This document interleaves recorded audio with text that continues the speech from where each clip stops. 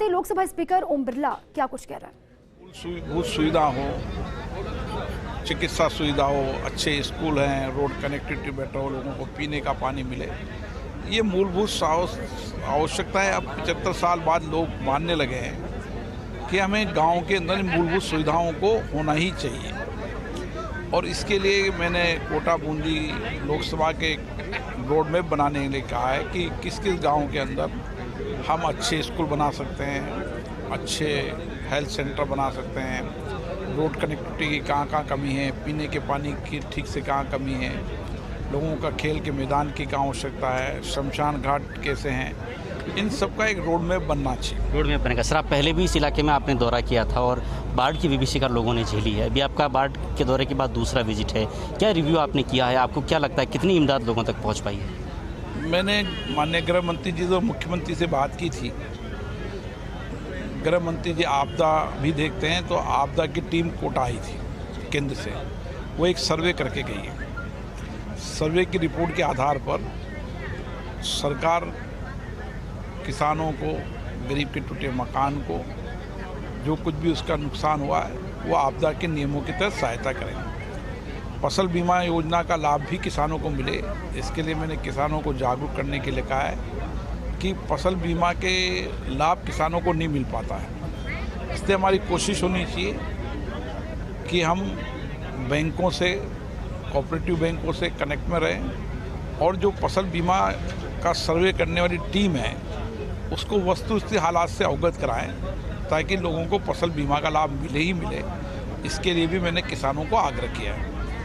आने वाले समय के अंदर मेरी कोशिश है कि हर गांव के अंदर एक फलदार पौधे लगाए जाएं। इसके लिए अच्छी क्वालिटी के फलदार पौधे मैंने केंद्रीय कृषि मंत्री से बात की थी और कोटा बूंदी के अंदर एक बेहतरीन नर्सरी बनाकर यहाँ पर फलदार पौधे लगाए जाएंगे, ताकि किसान अपने पेड़ भी लगाएगा, पर्यावरण भी सुरक्षित रहेगा और उससे उस फल आने से उसकी कुछ उपज भी होगी। इस दिशा की ओर अभी हमारा इलाका कमज़ोर है, जहाँ पर पेड़ कम लगाते हैं लोग, इसलिए उनको हम प्रेरित करेंगे कि पेड़ लगाएं, ताकि पर्यावरण को सुरक्षित रखें और उस फसल हो उसका भी लाभ किसान को मिले। सर, आपका एक दौरा लेह और जम्मू में प्रस्तावित है, वहाँ पंचायत को लेकर के आप कॉन्फ्रेंस पर जाने वाले हैं, लेकिन हाल में कश्मीर में सुन रहे हैं कि वहाँ सरपंचों की लगातार आतंकी हत्या कर रहे हैं, तो क्या आतंक को एक जवाब देने के लिए आपका ये दौरा देखा जाए कश्मीर का? आतंकवाद के खिलाफ सरकार कटिबद्ध है। आतंकवाद देश से समाप्त होना चाहिए। इसके लिए सरकार पूर्ण रूप से सरकार ने कार्य योजना भी बना रखी है और सरकार ने काफ़ी हद तक आतंकवाद पर नियंत्रण भी किया। लेकिन आतंकवाद समाप्त करने के लिए हमें उस इलाके के अंदर लोकतंत्र को मजबूत करना होगा, सशक्त करना होगा। और जम्मू कश्मीर श्रीनगर में ग्राम पंचायतों के चुनाव हुए हैं। मुझे आशा है कि इन चुनावों के माध्यम से जहाँ जहाँ भी लोकतंत्र सशक्त होगा, मजबूत होगा, वहाँ आतंकवाद समाप्त होता चला जाएगा और आतंकवाद का जवाब वहाँ के लोग देने लगेंगे, तो आतंकवाद देश से समाप्त होगा। आतंकवाद समाप्त करने के लिए पूरे विश्व में कई बार हमारी स्पीकर कॉन्फ्रेंस में भी चर्चा होती है। आतंकवाद और विस्तारवाद की जो नीति है वो देशों को छोड़नी ही पड़ेगी और इसके लिए सामूहिक लड़ाई लड़नी पड़ेगी, ताकि पूरे विश्व में आतंकवाद और विस्तारवाद की नीति समाप्त हो, देश में शांति सद्भाव का वातावरण बना रहे, आपसी एक देश दूसरे देश को हर कठिनाई चुनौती में सहयोग करे, ताकि एक अच्छा वातावरण पूरे विश्व के अंदर बना सके। आपका आगामी दौरा भी क्या इसी पर केंद्रित रहेगा, पंचायत सशक्तिकरण कश्मीर में, लेह में? हम पूरे देश के अंदर पंचायत हो, नगर पालिका हो, जितनी भी चुनी हुई लोकतांत्रिक संस्थाएं हैं, उन लोकतांत्रिक चुनी हुई संस्थाओं में सशक्त